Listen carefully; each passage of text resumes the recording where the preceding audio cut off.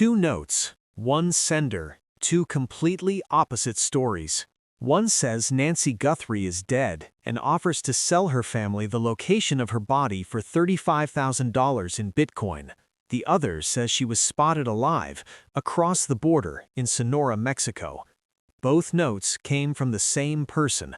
Both arrived on the same day her daughter, Savannah Guthrie, walked back onto the Today Show set for the first time since her mother vanished. That is not a coincidence. That is a message. Today we are breaking down the two contradictory ransom notes sent to TMZ, what they say, what the FBI thinks, and what a former FBI agent says these notes reveal about whoever is behind them. Because something very calculated is happening here, and the truth about Nancy Guthrie may be getting buried underneath it. If you are new to this case, here is what you need to know. Nancy Guthrie is 84 years old. She is the mother of Savannah Guthrie, the well-known anchor of NBC's Today Show. On January 31, 2026, Nancy returned home from a family dinner in Tucson, Arizona, and was never seen again. What followed was one of the most closely watched missing persons investigations in recent American history. Over 18,000 tips have poured in. The Tucson Sheriff's Department has faced intense scrutiny, including a vote by its own deputies to remove the sheriff from the investigation. Ransom notes demanding cryptocurrency were sent to the Guthrie family in the early days of the disappearance. Those early notes, the ones sent directly to the family, were treated by the FBI as credible. Why? Because they contained private details about Nancy that only someone with real knowledge of her situation could have known. The initial demand was staggering, $6 million. That was February. Now it is April, and the story has taken a deeply troubling new turn. On the same day, Savannah Guthrie returned to the Today Show, a moment that dominated entertainment and news headlines. A sender who has been in contact with TMZ since February 11th delivered two new messages. Not one, two, and they completely contradict each other. The first note claimed that Nancy Guthrie is dead. It offered to provide her family with the location of her body in exchange for 0.5 Bitcoin, which at current prices equals approximately $35,000. The second note, sent around the same time, claimed that Nancy had been spotted alive across the U.S. border in Sonora, Mexico. Dead, alive, body for sale, spotted across the border, from the same sender on the same day. The FBI has reviewed the TMZ notes and reportedly considers them non-credible.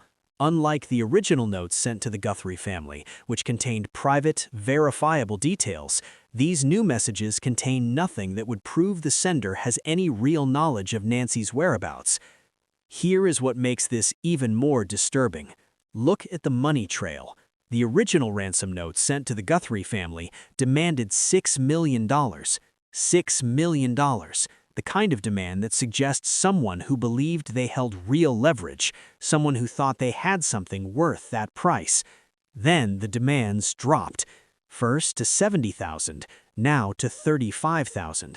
That collapse in price is one of the most telling details in this entire story.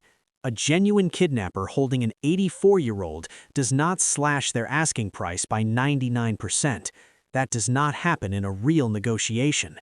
What it looks like, according to experts, is someone who never had leverage at all and is now scrambling to profit from grief.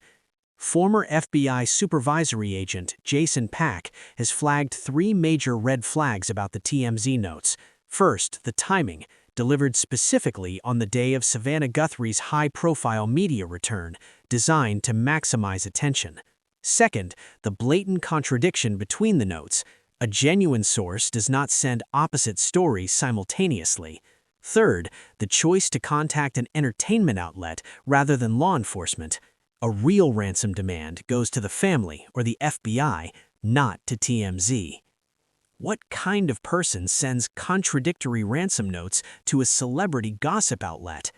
Behaviorally, this pattern fits what investigators call a distress exploiter, someone who attaches themselves to a high-profile tragedy with no genuine connection to the case, motivated purely for financial opportunity or attention-seeking. The shrinking ransom is a classic sign.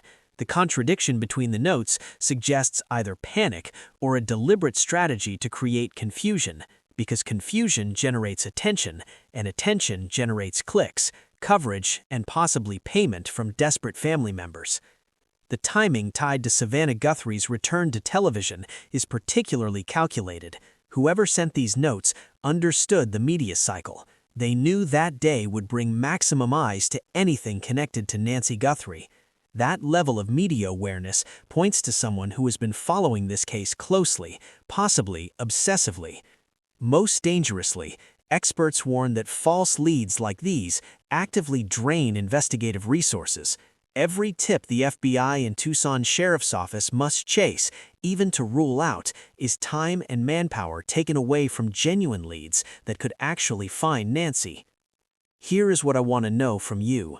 The FBI says these TMZ notes are non-credible, but someone out there has been sending messages since February 11th. That's nearly 2 months of contact with a media outlet about this case. Do you think this is a random opportunist trying to make money off a tragedy? Or do you think there's something more to it, that the person sending these notes knows something, even if they are distorting it? Tell me in the comments. Your instincts matter in cases like this. Nancy Guthrie is 84 years old. Every day that passes without answers is a day her family lives in agony, not knowing if she is alive, if she is suffering, or if she is already gone. And now, on top of everything, her family and investigators have to wade through deliberately contradictory, almost certainly fake ransom notes designed to exploit that agony for $35,000. That is not opportunism. That is cruelty. What bothers me most is the resource drain. The FBI and local investigators have limited time and bandwidth. Every hour spent chasing a fake lead from TMZ is hour not spent following a genuine tip from those 18,000 that have come in. Whoever is sending these notes, whether they know it or not, may be actively slowing down the search for a missing 84-year-old woman. The original notes to the Guthrie family were treated as credible because they contained private details. That investigation is still open, Nancy is still missing, and the real answers, if they exist, are not coming from TMZ. 2 notes, 1 sender, 0 credibility, according to the FBI. But here's the question nobody can answer yet.